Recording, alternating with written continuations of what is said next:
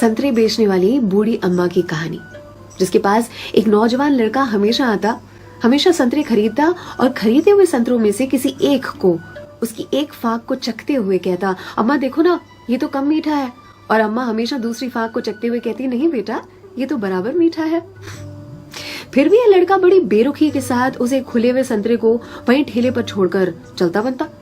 अब इस नौजवान के साथ उसकी पत्नी भी हमेशा हुआ करती। एक दिन पत्नी ने पूछा, ये जो तुम हर बार अम्मा के ठेले पर पहुंचकर नौटंकी शुरू कर देते हो, ये संतरा तो कम मीठा है, ये संतरा तो कम मीठा है। संतरे तो मैंने भी चखे हैं, बराबर होते हैं, लेकिन फिर इस नौटंकी के पीछे राज क्या है, चाहते क्या हो तुम?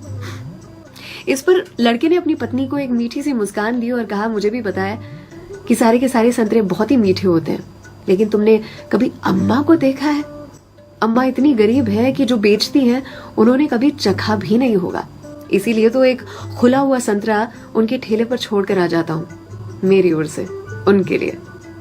अम्मा के बाजू में जो सब्जी वाली थी, उसने एक दिन कहा उनसे, आपको पता है ये जो सरफिरा आपके ठेले पर आता है संतरे खरीदने के लिए, इतनी चिकचिक करता है आपसे कि आप नाप तोल में उसे ज्यादा संतरे दे देती हो।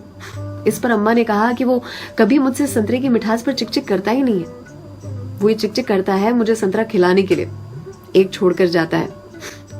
क्या मुझे पता नहीं है? उसकी चिकचिक में भी उसकी प्यार की मिठास नजर आती है। वो कहते हैं ना कि मेरे हिस्से से ज्यादा तूने मेरी थाली में परोसा है, कितनी भी मुश्किलें दे ऊपर वाले, मुझे तुझ पे भरोसा है। छीन कर खाने वाले का कभी पेट नहीं भरता और बांट कर खाने वाला कभी भूखा नहीं मरता। अगर कोई ऐसा दिखे, उसकी मदद जरूर से करे, इसी को तो कहते हैं जियो दिल से।